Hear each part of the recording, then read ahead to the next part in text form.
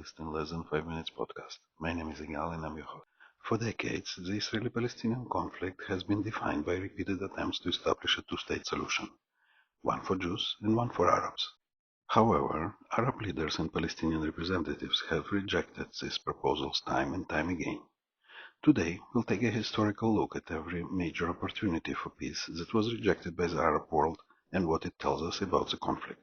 The first partition proposal, 1937, Peel Commission. The British Peel Commission proposed the first two-state solution dividing mandatory Palestine into separate Jewish and Arab states. The Jewish leadership accepted the idea in principle despite concerns about the size of their portion. The Arab leadership rejected it outright, refusing to accept any Jewish sovereignty in the land. Result: rejection. No Jewish state, no Arab state, and escalating tensions. The UN Partition Plan 1947, Resolution 181.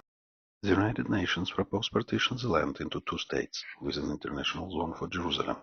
The Jewish leadership accepted the plan despite major concessions. Arab leaders rejected it entirely and instead launched a war against Israel when it declared independence in 1948. Result: rejection. Instead of gaining a Palestinian state, the Arabs went to war and lost territory.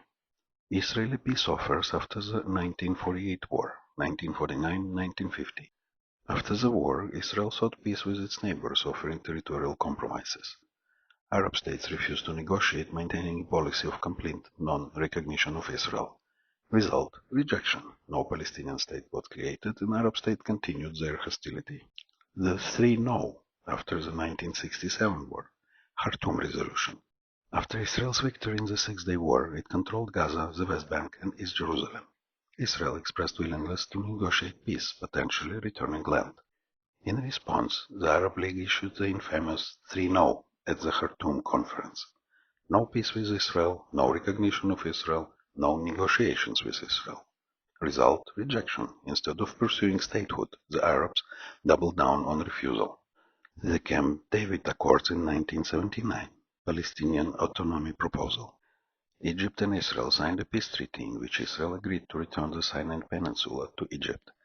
The treaty included a framework for Palestinian autonomy in the West Bank and Gaza. The Palestinian Liberation Organization (PLO) and other Arab states rejected it, seeing it as a betrayal. Egypt was expelled from the Arab League for making peace with Israel. Result: rejection. No Palestinian state, but Israel and Egypt achieved peace. The Oslo Accords and Camp David Summit, 1993-2000. The Oslo Accords aimed to create a Palestinian state through phased negotiations. In 2000, Israeli PM Ehud Barak offered a deal that included nearly all of the West Bank and Gaza, East Jerusalem as the Palestinian capital. Yasser Arafat rejected the offer without a counter-proposal and instead launched the Second Intifada, a wave of suicide bombings and attacks against Israeli civilians. Result: rejection. The violence escalated and no state was established. The 2008 peace proposal, Olmert's offer. Israeli PM Ehud Olmert made a sweeping peace offer to Mahmoud Abbas, a Palestinian state with land swaps to compensate for West Bank settlements, East Jerusalem as a capital of Palestine. Abbas never formally responded and later admitted he walked away from the deal. Result: rejection. A real chance for a Palestinian state was once again lost.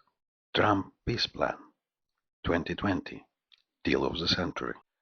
The Trump administration proposed a $50 billion economic package for the Palestinians and a state with sovereignty over much of the West Bank and Gaza.